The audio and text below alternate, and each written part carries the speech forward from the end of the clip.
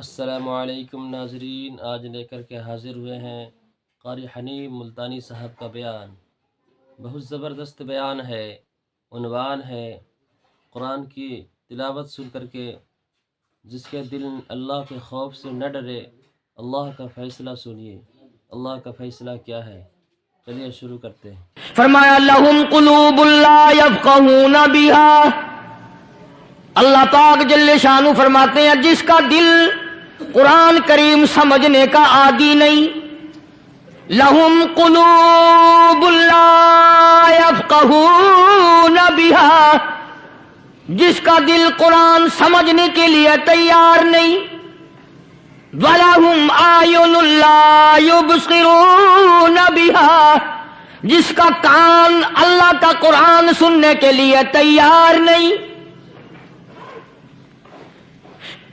أَمْ لَهُمْ آذَانٌ لَا يَسْمَعُونَ بِهَا، أَمْ لَهُمْ آذَانٌ يَسْمَعُونَ بِهَا، جس کا کان خدا کا قرآن سننے کو تیار نہیں۔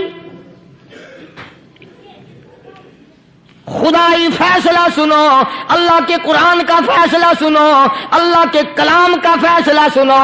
جس کا کان میرا کلام سننے کے لیے تیار نہیں، جس کو میرا قرآن سن کے مزہ نہیں آتا، جس کو میرا کلام سن کے حلاوت نہیں آتی، جس کو میرا کلام سن کے لذت نہیں آتی، جس کی روح تازی نہیں ہوتی، جس کو لطف نہیں آتا، جس کو کیف نہیں آتا، جس کو سرور نہیں آتا، جو میرا قرآن سننے کو تیار نہیں، جو میرا قرآن آنکھوں سے دیکھنے کو تیار نہیں، جو میرا قرآن سننے سمجھنے کے لیے تیار نہیں، آؤ پھر خدائی فیصلہ سنو۔ فرمایا اولئک کالانعام،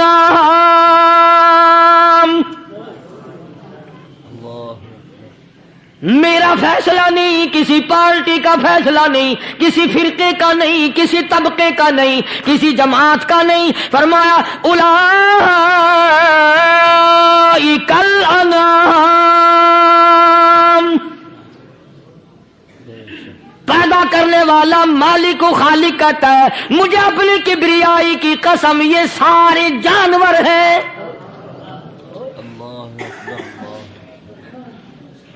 یہ سارے کے سارے جانور ہیں، یہ درندے ہیں جو ایک دوسرے کو چیر پاڑ کر کھاتے ہیں، یہ درندے ہیں جو ایک دوسرے کا خون پیتے ہیں۔ فرمایا بل ہم اضل، جانوروں سے بھی بدتر۔ اللہ اکبر۔ جس کے دل میں قرآن سن کر ترس نہیں، جس دل میں رحم نہیں، اپنے سے کمزور دیکھ کر جس کے دل میں شفقت نہیں، مہربانی کا مادہ نہیں، فرمایا وہ کوئی بندہ ہے، وہ تو جانور ہے۔ اور خدا غضب میں آ گیا، فرمایا بل ہم اضل، اس سے بھی بدتر۔ اللہ والے جو ہیں وہ ان خصلتوں کو دور کراتے ہیں، اور وہ آدمی کے مزاج اور دل میں سے ایسی چیزیں نکالتے ہیں جو اس کی بربادی کا ذریعہ بنتا ہے۔ دل کی بیماریوں کا کسی کو فکر نہیں، بخار ہو جائے آپ چڑھ جائے آپ کو پتہ چل جاتا ہے، نزلہ ہو جائے آپ کو پتہ چل جاتا ہے، کھانسی ہو جائے پتہ چل جاتا ہے، دل کی بیماریوں کا کیا پتہ چلے؟ صحابہ اکرام رضوان اللہ تعالی علیہم اجمعین کی جماعت کے اللہ پاک کے محبوب حضرت محمد الرسول اللہ صلی اللہ تعالی علیہ وسلم نے دلوں کی صفائی کی۔ پہلے لوگ جھونپڑیوں میں کچے کوٹھوں میں رہتے تھے، نہ اتنی صفائی تھی نہ اتنی ترقی تھی۔ آج برتنوں کی صفائی دیکھو، کپڑوں کی صفائی دیکھو، مکان کی صفائی دیکھو، رات دن بس اسی دھندے میں لگے ہوئے، سارا دن برتن دھونے سے فرصت نہیں، سارا دن کپڑوں کے بناؤ اور سنوار میں فرصت نہیں۔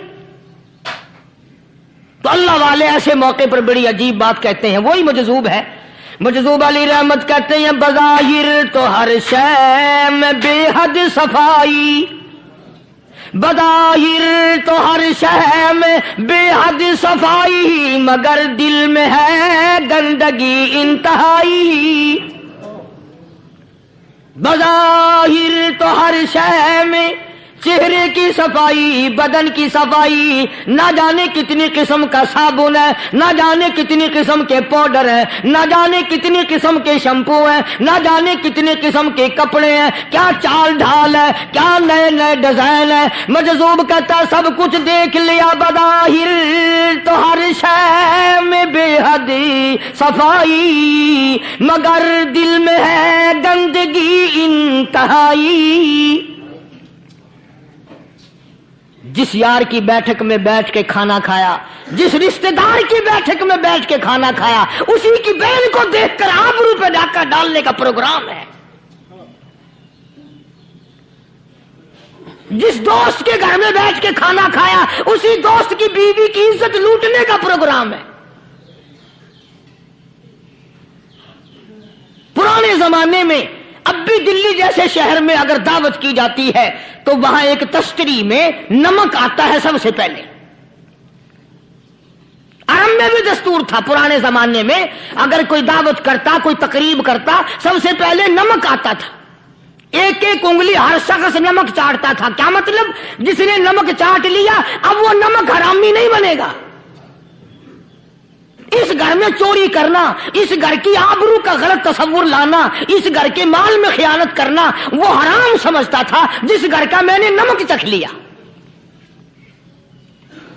اور مسلمانوں کی بات نہیں، ہندوؤں کی بھی یہ باتیں تھیں۔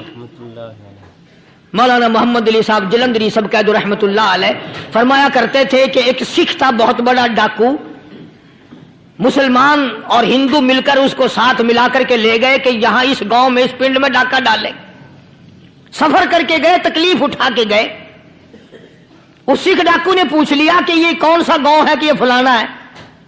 اچھا سارے کے سارے یہ تلاش کرو، یہ سوچ بچار کرو، اپنے پنڈ کی، اپنے علاقے کی، کسی مسلمان کی، کسی ہندو کی، کسی سکھ کی، کسی چوڑے چمار کی اس گاؤں میں لڑکی تو نہیں؟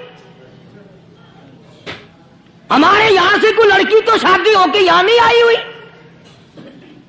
ان ساروں میں سے کہنے لگا کہ ہمارے بھنگی کی لڑکی جمعدار کی یہاں آئی ہوئی ہے۔ کہنے لگا واپس چلو، بیٹی بیٹی ہے، چاہے بھنگی کی ہو یا نواب کی ہو۔ ارے کل بیٹی کا ڈولا دیا تھا، آج ڈاکہ ڈالیں گے، شرم نہیں آئے گی؟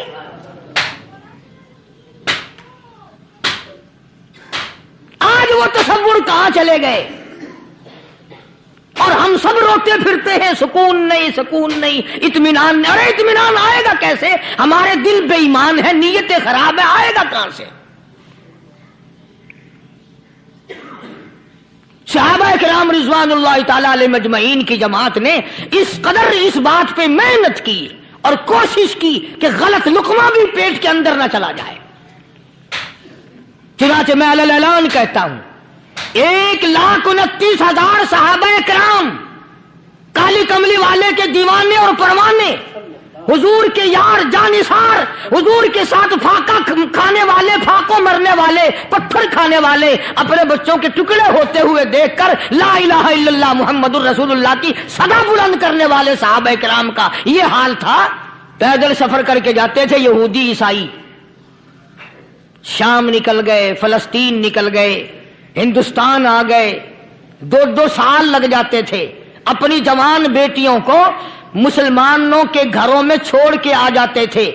کبھی نگاہ نبوت نے جن کو رنگ دیا تھا، کبھی کسی صحابی پہ ذرہ برابر الزام نہیں لگا۔